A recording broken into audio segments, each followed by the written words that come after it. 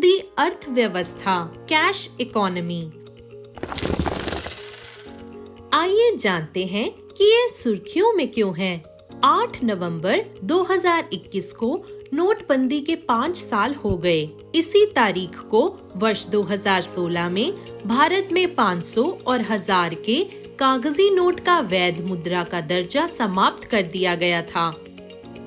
अन्य संबंधित तथ्य। नोटबंदी डीमोनेटाइजेशन को मोटे तौर पर किसी मुद्रा की इकाई का वैधानिक दर्जा समाप्त करने के रूप में समझा जा सकता है। यह किसी राष्ट्र द्वारा उठाया जाने वाला सबसे सख्त कदम होता है। इसका मकसद मुद्रा को स्थिर करना और मुद्रास्फीति से लड़ना, अनौपचारिक अर्थव्यवस्था में पारदर्शिता लाना या इसका औपचारीकरण करना, व्यापार और बाजार में पहुंच को आसान बनाना और देश से काले धन और भ्रष्टाचार को समाप्त करना होता है। 8 नवंबर 2016 को सरकार द्वारा 500 रुपए और 1000 रुपए के नोट को बंद करने की घोषणा की गई। इसका तत्काल तरलता, इमीडिएट लिक्विडिटी और नकदी अर्थव्यवस्था पर गंभीर असर पड़ा।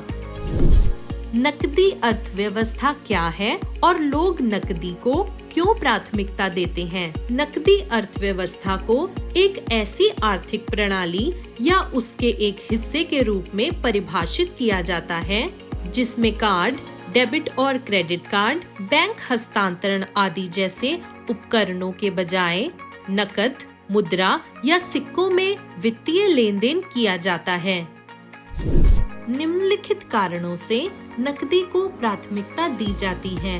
व्यापक अनौपचारीकरण, खास तौर पर भारत जैसी बड़ी अनौपचारिक अर्थव्यवस्था वाले राष्ट्र की अर्थव्यवस्था के लिए यह जरूरी है। नकदी सामाजिक तौर पर सुभेद्य नागरिकों जैसे कि गरीब या कम आय वाले लोग और बुजुर्गों के लिए अनौपचारिक कारोबारी लेन देन का पसंदीदा तरीका है। यह भुगतान का आसान और भरोसेमंद तरीका है क्योंकि यह पूरे भारत में वैध मुद्रा आम लोगों के लिए भुगतान का सरकार की गारंटी वाला तरीका के तौर पर स्वीकार है। यह स्वतंत्रता और स्वायत्तता सुनिश्चित करता है क्योंकि इसमें कोई तीसरे पक्ष शामिल नहीं रहता है और बिना किसी अतिरिक्त प्रोसेसिंग के इंटरनेट या बिजली के बिना भी आसानी से उपयोग किया जा सकता है। इससे नागरिकों के निजता के अधिकार की रक्षा होती है जो मौलिक अधिकार हैं। वित्तीय मामलों में पहचान और डेटा की सुरक्षा करके ऐसा किया जाता है। यह तेज और सुरक्षित प्रक्रिया है क्योंकि भुगतान तुरंत किया जा सकता है। इसमें भुगतान करने वाले और भुगतान पाने वाले को साइबर अपराध, डिजिटल धोखाधड़ी या वित्तीय जोखिम का खतरा नहीं रहता है। लेकिन डिजिटलीकरण का दायरा बढ़ने और एक ऑनलाइन दुनिया तैयार होने के अलावा अंतर्राष्ट्रीय और स्थानीय स्तर पर आपसी संबंधों के बढ़ने से भी कैशलेस समाज के विचार को बढ़ावा मिला है।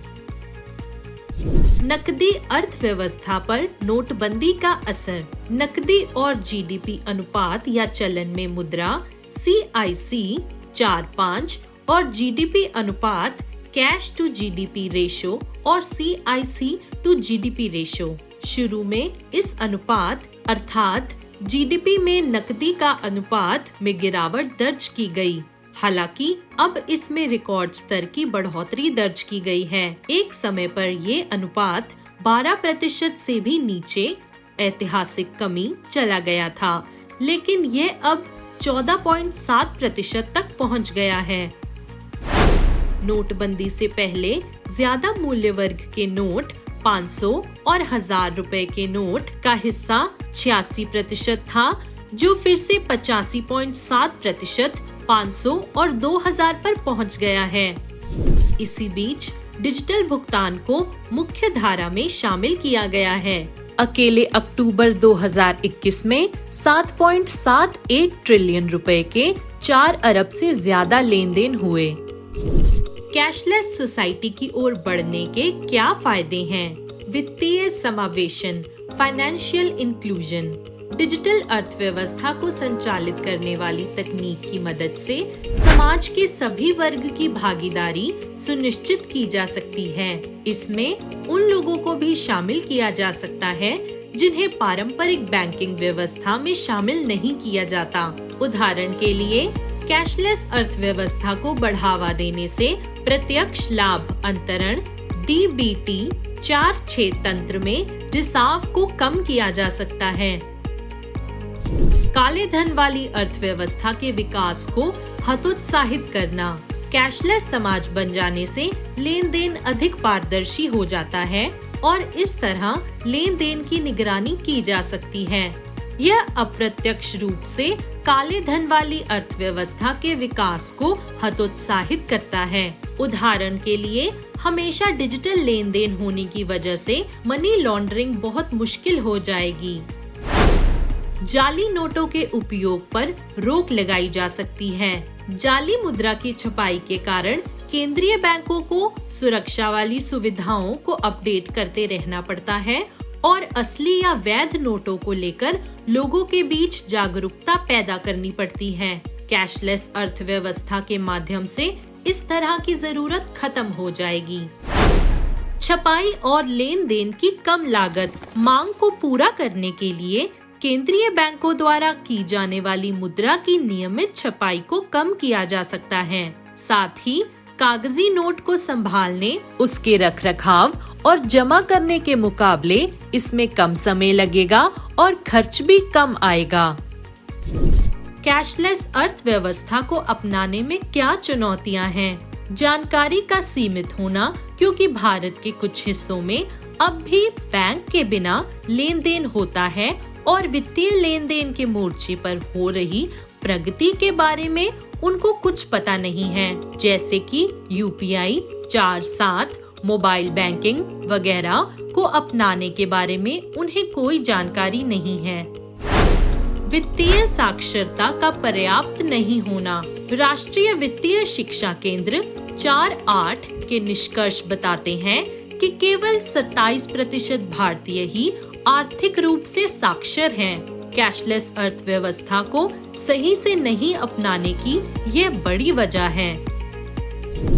सुरक्षित और भरोसेमंद आधारिक संरचना का सीमित होना, जिससे लोगों को बाजार में शामिल होने के लिए राजी नहीं किया जा सकता। साइबर हमलों और डिजिटल धोखाधड़ी जैसे तकनीक से जुड़े बड़े खतरों के बढ़ने से इसको समझा जा सकता है। भुगतान के वैकल्पिक तरीकों जैसे क्रिप्टो करेंसी और अन्य आभासी मुद्राओं, भुगतान के ऐसे साधन जिसके लिए सरकार गारंटी नहीं देती, से जुड़ी चुनौतियां।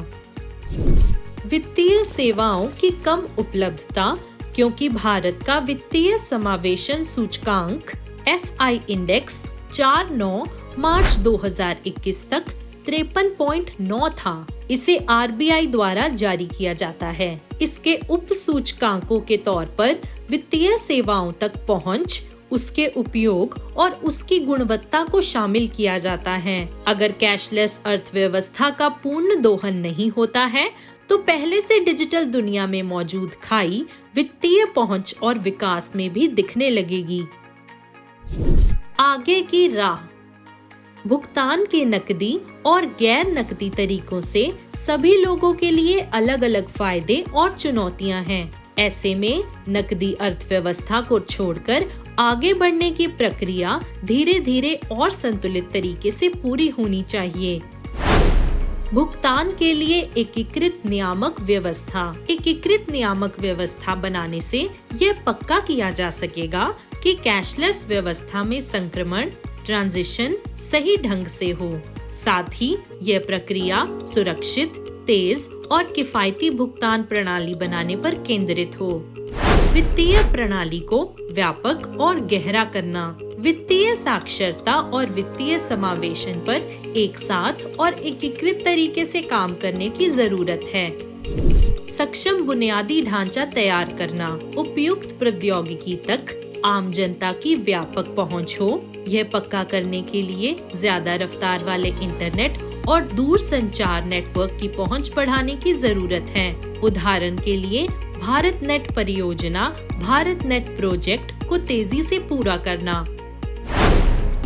यह पक्का करना कि राज्य और केंद्रीय बैंकों की भागीदारी रहे। इससे लोगों के लिए भुगतान के सरकार की गारंटी वाले तरीके उपलब्ध कराए जा सकेंगे, ताकि प्रणाली की प्रतिस्पर्धा और दक्षता बनी रहे। इससे उपयोगकर्ताओं के व्यवहार को बदलने में भी मदद मिलेगी, क्योंकि अभी भी ई-कॉमर्स प्लेटफॉर्म पर कैश ऑन डिलीवरी उपयोगकर्ताओं के लिए भुगतान का सबसे भरोसेमंद तरीका है।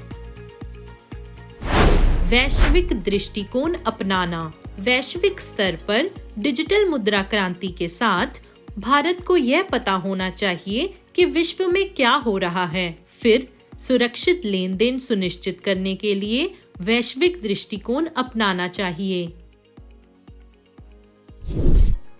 विजन IAS मासिक करंट अफेयर्स मैगजीन डाउनलोड करने के लिए लिंक पर जाएं।